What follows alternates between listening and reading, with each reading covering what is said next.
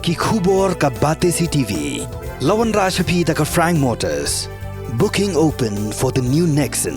Visit Frank Motors or call 7045207973. This is Neo. Listen, I have some amazing news. I will be performing in India for the very first time. My maiden performance will be at the Cherry Blossom Festival, November 18th in Shillong. I expect to see you there. Go get your tickets right now. Roxy tickets. Go get them. Grab somebody sexy, tell them, hey, give me everything.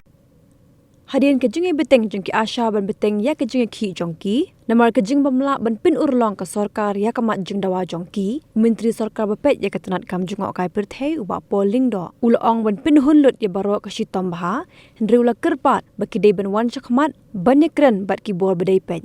Ya kini uba polling do ula pin pau habai keren bat la pathai kubot. Da ka babindrap baki jeng khang jong ke sorkar kam shimla khang setia yano yano. Ki details ki babun nga numdon ni Hendrai kabang satu ini dalam ba Meghalaya kala le ha workers hamtam abai nu job big part state abang la ai ki ka fix remuneration ade ke ba di bandar appreciation brand nakal yang kacok ki man ka problem garang ka solution de ngangit ba ta ka spirit ba ingin baik ke bahatam nak benda state ni nomitri ban ong ba mga ngadai iwi bakla ni laka spirit of accommodation suatu lang ye kejeng kam kejeng kipat ba suatu lang ba gidan ni om tang bangin ong inyo katno ndre bangin airu katno kata ke bangsat kita kata spirit ke ibi ke pemelapan so borok orang ngasko nakaliang kejeng menteri badai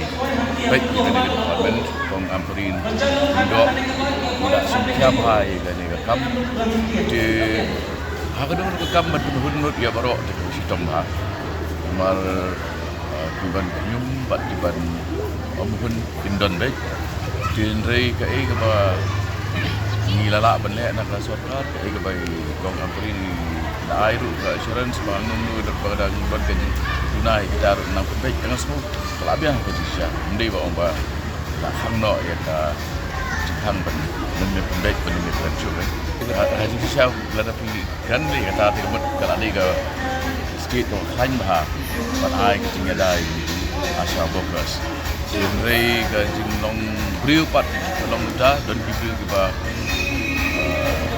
dai yo atu tinang pa unity social ndai udon put ike but you simlale benyeki kumba ong mapi kadai gawe kadala wala ai ya remuneration ke ba yang tam tapeng babun gitla hamtam hang ni no Meghalaya la le ha ya beli kita syawal ada kisah daga kam susah pak kali kata kan ba di belong free bani awan sikwan bani kan hamtam ba bani involved ni yang interest ke mungkin dengan itu beli di ban Kemudian ini ban sudah sudah ke liti nama jadi ai to punya itu ya more very big ya minister in charge itu dah kena orang tak tek empat